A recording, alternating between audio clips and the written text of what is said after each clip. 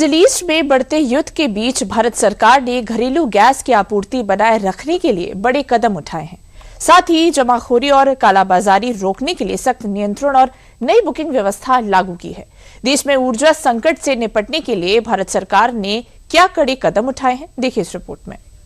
सरकार कह रही है कि 1 महीने का स्टॉक है, लेकिन 1 महीना देखिए युद्ध कब रुकेगा इसकी कोई गारंटी नहीं। देश में हाहाकार मचा है सिलेंडर गैस को लेकर।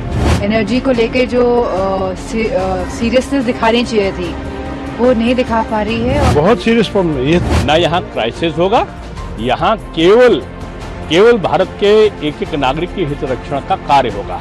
युद्ध मिडिल ईस्ट में छिड़ा है, मगर बयानों के वार पलटवार भारतीय संसद के बाहर चल रहे हैं। मंगलवार को भारतीय संसद के बाहर देश पर मंडरा रहे ऊर्जा संकट के काले बादलों को लेकर विवाद छिड़ गया। जहां विपक्ष पूरे मामले को लेकर सरकार पर सवाल उठा रही है, तो वहीं भारत सरकार अपनी मजबूत व्यवस्था से वैश्विक ऊर्जा संकट के समय में भी देश में ऊर्जा मांग को पूरा करने का काम कर रही है। जहां कई देश कच्चे तेल और पेट्रोलियम उत्पाद की कमी से जूझ रहे हैं, तो वहीं भारत के पास देश में एनर्जी जरूरतों को लंबे समय तक पूरा करने के लिए पर्याप्त भंडार है। मगर भारत सरकार सिर्फ मौजूदा भंडार पर ही निर्भर नहीं है, जिसके बारे में भारत सरकार के पेट्रोलियम और प्राकृतिक गैस मंत्रालय ने ट्वीट कर बताया। मंत्रालय ने मौजूदा भू राजनीतिक परिस्थितियों और संभावित एलपीजी आपूर्ति बाधाओं को देखते हुए तेल रिफाइनरियों को एलपीजी उत्पादन बढ़ाने का निर्देश दिया है। साथ ही घरेलू उपभोग को प्राथमिकता दी जा सके, घरेलू आपूर्ति सुचारू रखने और जमाखोरी और ब्लैक मार्केटिंग रोकने के लिए भी कई बड़े फैसले लिए हैं। सरकार ने 25 दिन का इंटर बुकिंग पीरियड लागू किया, जिसके तहत कस्टमर अब पिछली डिलीवरी के 25 दिन बाद ही नया घरेलू सिलेंडर ऑर्डर कर सकते हैं।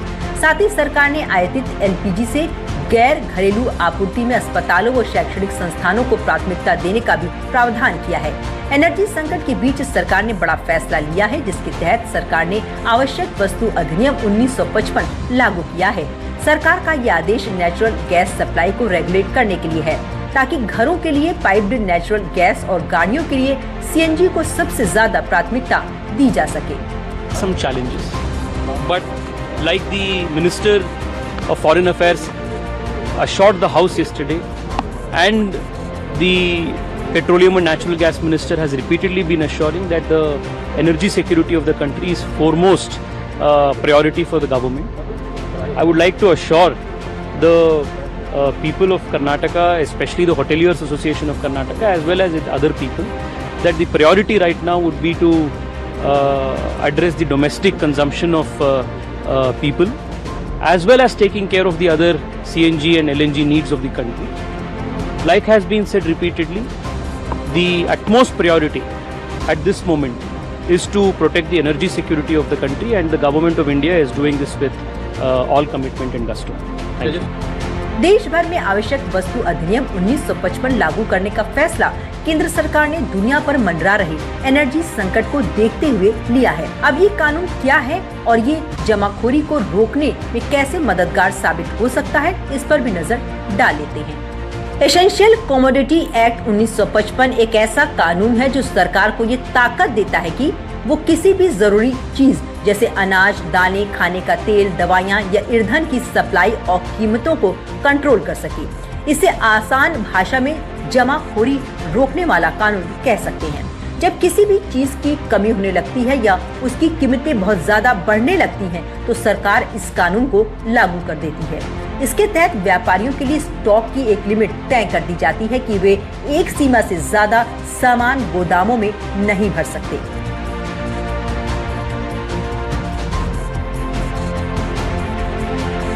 सरकार का ये कदम न सिर्फ गैस को लेकर बढ़ती अफवाहों पर, बल्कि गैस की कालाबाजारी पर रोक लगाने में मददगार साबित होगा। सरकार का ये फैसला गैस की आपूर्ति को लेकर जनता में बन रहे डर को खत्म करने के लिए भी है। कमोडिटी एक्ट लागू होने के बाद प्राथमिकता के अनुसार अब 4 कैटेगरी में गैस का बंटवारा होगा।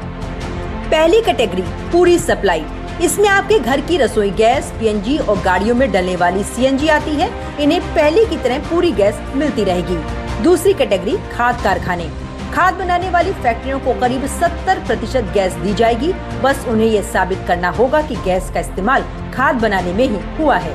तीसरी कैटेगरी बड़े उद्योग। नेशनल ग्रिड से जुड़ी चाय की फैक्ट्रियों और दूसरे बड़े उद्योगों को उनकी जरूरत की लगभग 80% गैस मिलेगी। चौथी कैटेगरी छोटे बिजनेस और होटल। शहरों के गैस नेटवर्क से जुड़े छोटे कारखानों, होटल और रेस्टोरेंट को भी उनकी पुरानी खपत के हिसाब से लगभग 80% गैस दी जाएगी। देखिए, एलपीजी की जो सप्लाई है बेसिकली सरकार की, तेल कंपनियों की और हम सब की घरेलू गैस पे फोकस किया हुआ है, क्योंकि डोमेस्टिक सप्लाई अगर बंद होगी उससे ज़्यादा लोगों को परेशानी होगी। जितनी प्रोडक्ट अवेलेबल है आज की तारीख में, चाहे वो घरेलू है चाहे वो बाहर से आ रही है, वो एट प्रेजेंट एक कॉमर्स जो आपके डोमेस्टिक कस्टमर हैं उनकी पूर्ति के लिए, प्रायोरिटी के लिए सबकी वो है कि उनको पहले प्रायोरिटी हो जाए। उससे जो बचेगी गैस उसको आपका जो फिर एसेंशियल कॉमर्शियल सर्विसेज हैं, हॉस्पिटल हैं, दूसरे हैं, उनको गैस दी जाएगी। टेम्परेरीली कॉमर्शियल एस्टेब्लिशमेंट की, रेस्टोरेंट, होटल की सप्लाई अभी बंद की गई है। यही नहीं, जमाखोरी और कालाबाजारी रोकने के लिए अब डिलीवरी के समय OTP अनिवार्य कर दिया गया है। हालांकि इन सब का असर कमर्शियल सप्लाई पर भी पड़ा है, मगर सरकार तेजी से देश में ऊर्जा की मांग की पूर्ति करने के लिए काम कर रही है। इस एनर्जी संकट का असर क्या भारतीय घरों की रसोई तक पहुंचा है या फिर नहीं, इसको जानने के लिए DD UP की संवाददाता पूजा पांडे लखनऊ की महिलाओं से बात करने उनकी रसोई में जा पहुंची। मिडिल ईस्ट में अभी के हालातों को देखते हुए देश में LPG गैस सप्लाई को लेकर कई तरह की जो चर्चाएं हैं वो चल रही हैं। हालांकि इसको लेकर सरकार का साफ तौर पर कहना है कि किसी को भी डरने, घबराने या फिर पैनिक होने की जरूरत बिल्कुल भी नहीं। तमाम जो व्यवस्था है वो यहाँ पर देश में की जा रही है और आगे भी जो व्यवस्था है वो देखने को मिलेगी। अभी हम एक घर में मौजूद हैं, आइए जानते हैं कि क्या महिलाओं को किसी भी प्रकार की दिक्कत हो रही है या नहीं। मैम, आपका नाम क्या है? रेखा पांडे। कोई दिक्कत क्या?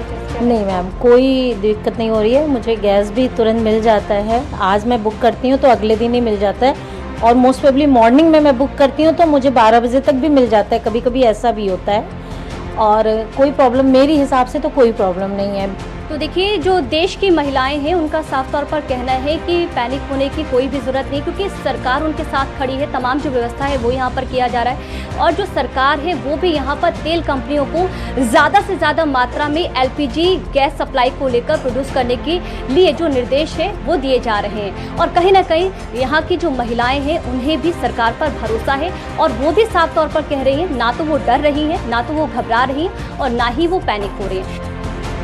अमेरिका इजराइल की ईरान से जंग की वजह से हुर्मुज जलमार्ग के रास्ते होने वाली गैस सप्लाई ठप हो गई है।